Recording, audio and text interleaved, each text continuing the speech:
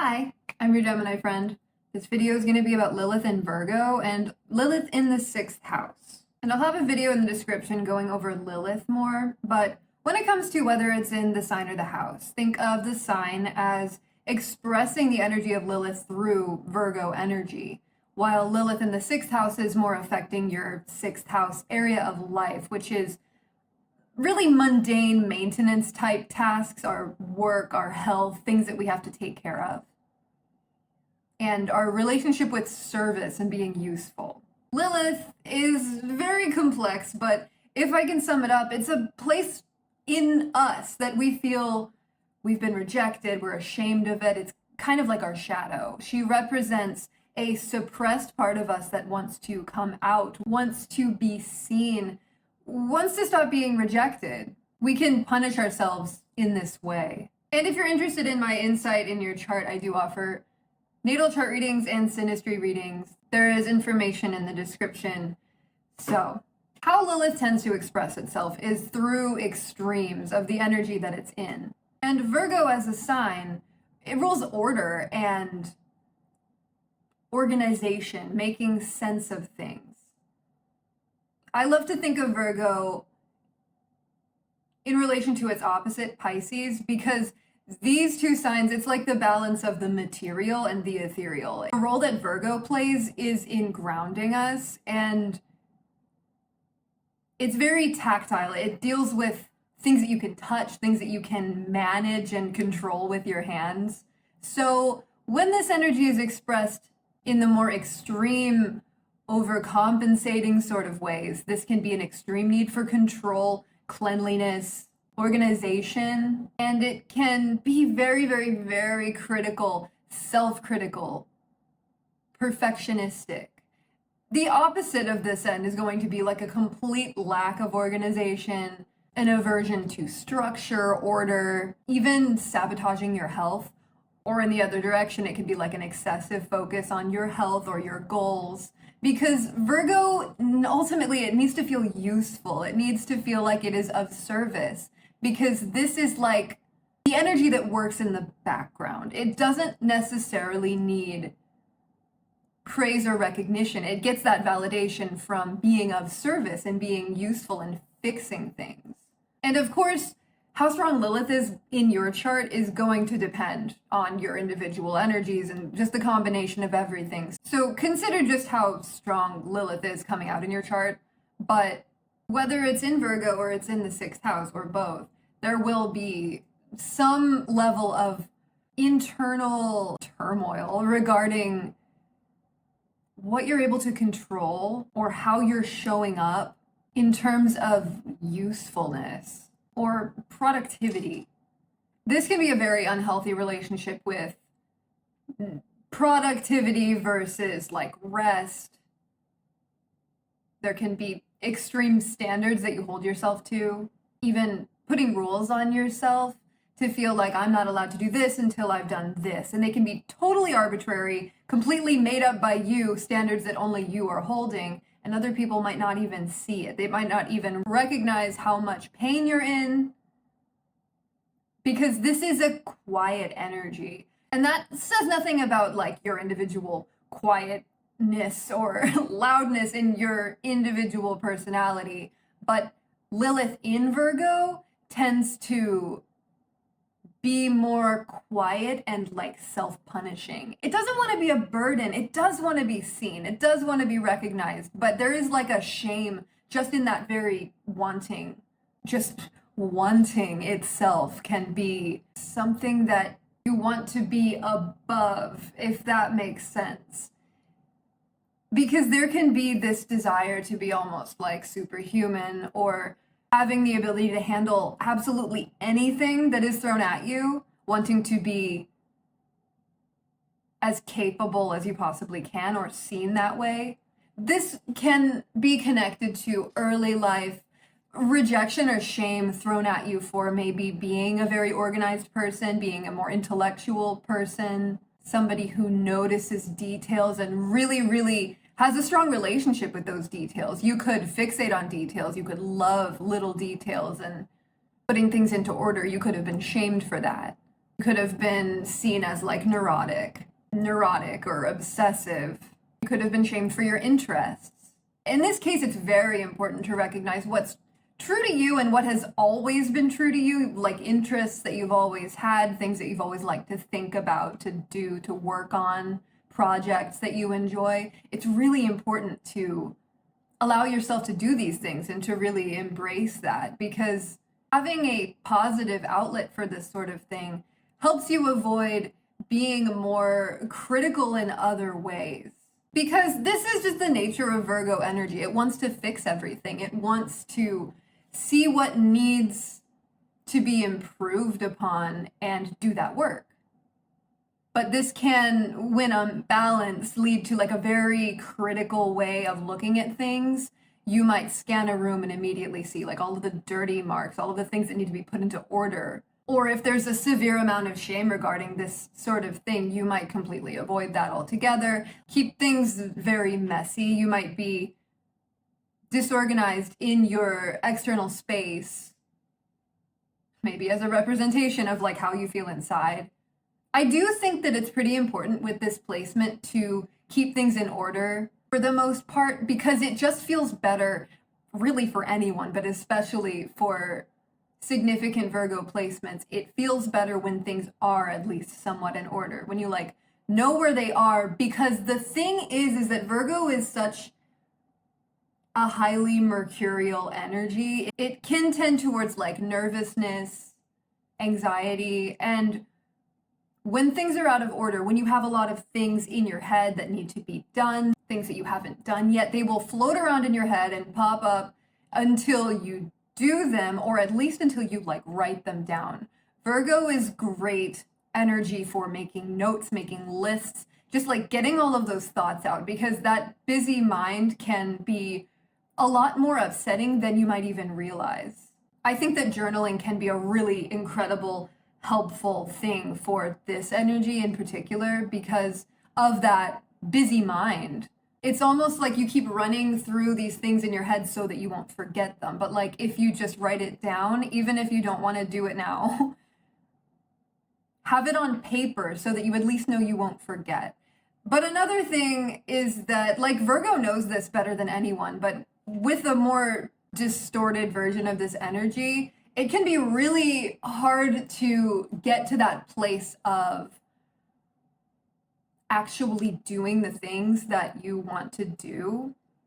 Big thing that helps me with this as a very mercurial person myself is to realize I'm never going to feel like doing it.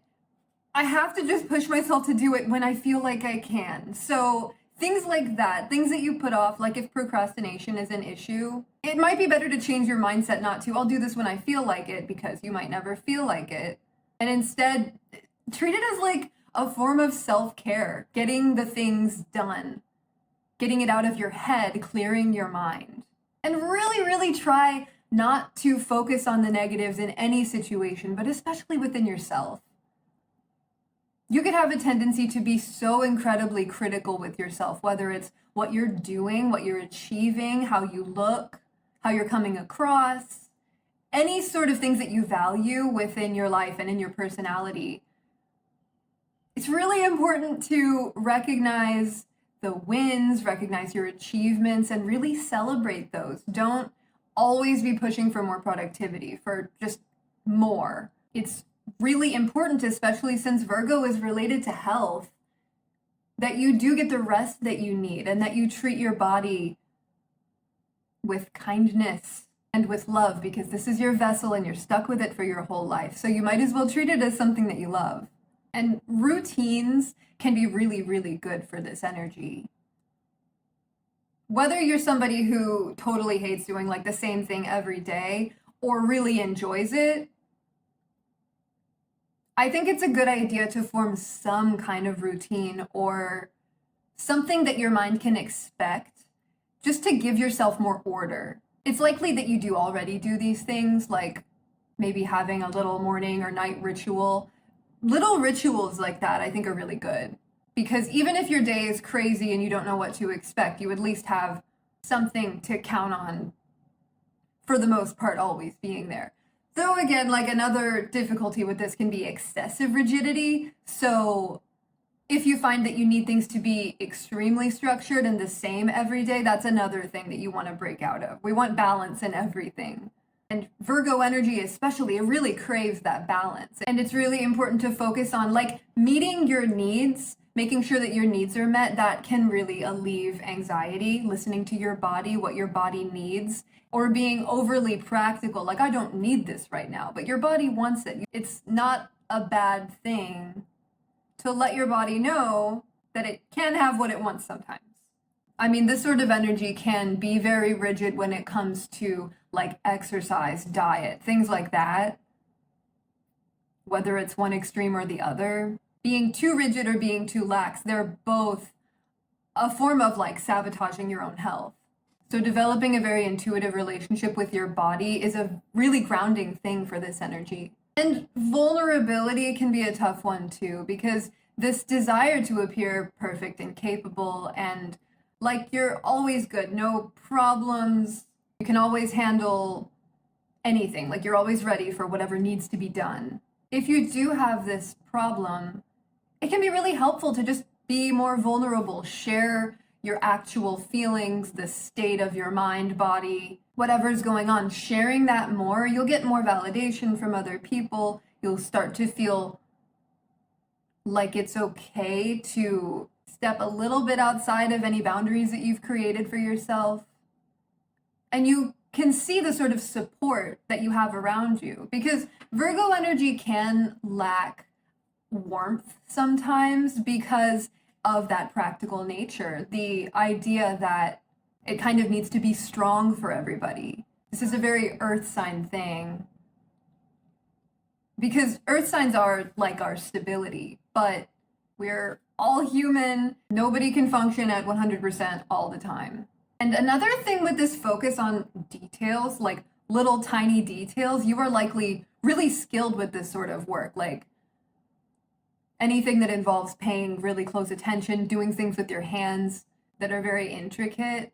Sometimes you can focus so much on these little details that you completely forget about the big picture and like what something means to you. So it is really important to, again, cultivate that warmth with other people, because say you're talking to your friend and they have shared a problem with you. Instead of focusing on like maybe all of the little things that they're doing wrong, which can make them feel really picked apart, take time to open your energy. Also take time to consider the relationship, what this person means to you, and how you think they would like to be treated, just in case that practicality takes over.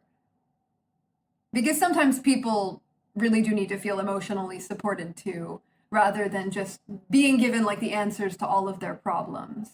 I mean, this can even result in like sort of power dynamics within friendships, relationships with people, where you feel like you have to be the supportive one, and then they come to you with their problems, and it never feels reciprocal. It never feels like you can share your problems with them and you can vent to them.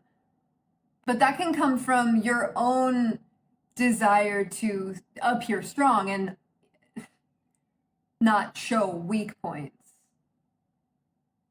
So just consider like what you're looking for versus what you're actually expressing, the sort of relationship that you would like versus how it seems to naturally play out. And it's important to use your feelings as a guide. Use compassion when you're working towards something. Again, the opposite sign, Pisces, is great for balancing Virgo because it is so compassionate and empathetic. It practically feels the experience of the other person.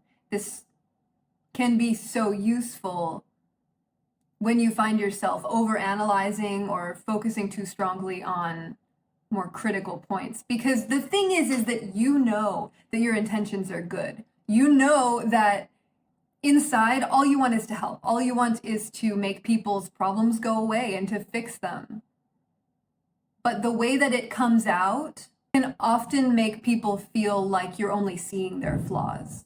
But it's just really important to remember to let people see that you care. Like, let them see the heart that you have put into this. I mean, there can even be like building resentment against people who feel like people who complain about their problems, or even people who are happy with less structure in their lives. If you find yourself frustrated by people who seem like they never have to worry about anything, they just let everybody else handle their problems, just consider how much you are allowing yourself these things that you might find frustrating in other people. Because sometimes we can get mad at other people's personalities purely because we wish we could do that too. We might not even realize it, but that's just something I found in myself, to recognize whether somebody actually bothers me, or does it just bother me that they feel like they have the right to do that thing that I wish I could let myself do. I mean, this could even be like coming from a place of such care and kindness for people that you might even say things to prevent them from dreaming too big because you don't want them to end up disappointed. It's really important that you not only allow other people to have their lofty dreams, but allow yourself too. Like, you don't have to stay in this practical realm where everything is realistic. This is one of the biggest differences between Virgo and Pisces, is that Pisces is a dreamer. Pisces is unrealistic. Pisces can get very dreamy and imaginative. So Virgo counters that with pretty intense realism. So just recognize, like, say somebody were to say, I'm going to do this. Is your immediate thought, that's impractical, they're never going to be able to do that? At least don't voice that. Because being discouraging doesn't make people feel good around you. And I think your goal is to make people feel better and to improve the world overall. But people have to be allowed to be themselves. And you, all of these messages go to you too. You have to be allowed to be yourself, because I highly doubt that every single desire that you have is entirely practical, entirely realistic. You probably want some things that seem pretty lofty too. Maybe it's a good idea to at least imagine those things. Put yourself in your mind in those situations, and you might find that they are actually more possible than you might think. And of course, the sixth house, this has to do with the workplace, the work that we do on a daily basis. So Lilith can represent sometimes like enemies that we have, or situations that we come across where we feel like we're being attacked or rejected. So issues with coworkers, issues with bosses, things like that can really come up with this placement. Even being like controlled or manipulated by your work, it's really important to recognize your own internal boundaries and like when you've had enough. It's important to say no when you want to say no, and to not take on too much of a workload, more than you would desire. Like, just because you can do something doesn't mean you want to, doesn't mean you should, doesn't mean you should have to. But there can be a trend of like being the worker, the number one person that the boss goes to because they know you can handle anything and they know you're going to agree to it. So try not to put yourself in that position if you don't want that to be your position, because you're such a giving person. You have so much energy to give to other people. It's important to also give yourself your needed amount of energy and attention from yourself. And it's always okay to say no, especially if you really feel it strongly. Because again, this is another thing that builds resentment. When you feel like you can't say no, when you feel like you can't stand up for yourself, or like you're trapped, the more that you allow yourself to be trapped, the deeper you're going to fall into that. Show yourself that you are worth standing up for, and that your time is valuable too. It's important to have passions and hobbies and things that make you feel alive and happy and warm. And of course, since this is Lilith, Lilith can have a lot to do with sexuality. And Virgo, I mean, the archetype is the virgin, which doesn't necessarily mean that literally. This idea can result in like repressed or shamed sexuality, drive, like having low personal drive and ambition, or having issues regarding intimacy, allowing yourself to feel free in this way. So it's important to know yourself, know what you like and what you're comfortable with before becoming intimate with anybody else. I mean, overall health and a real balance in health, it is more important than you might think or than you might convince yourself. And overall with this energy, there's just like more need for nuance, more need for forgiveness, self-forgiveness, forgiving other people for being imperfect, forgiving situations for being imperfect, and just allowing more acceptance. Because you're always going to be improvement-minded in some way. You just want to express this in the healthy way, so that this Lilith placement can feel like it's seen, like it's not suppressed, like it's not a bad part of you, because you're not bad and there are no bad parts of you. But of course, Virgo can look at only the bad parts. So please look at the good parts. Look at the parts of you that you love. Make a list of everything that you love about yourself, or of everything that you love in your life. It's important to use this energy for positive things, for self-love, self-acceptance, and a stronger focus on what you do have, what you love in your life. Because even if you have nothing, you have yourself, and you deserve that love. You deserve to be seen, and you deserve to be accepted by the one person who's always with you, you.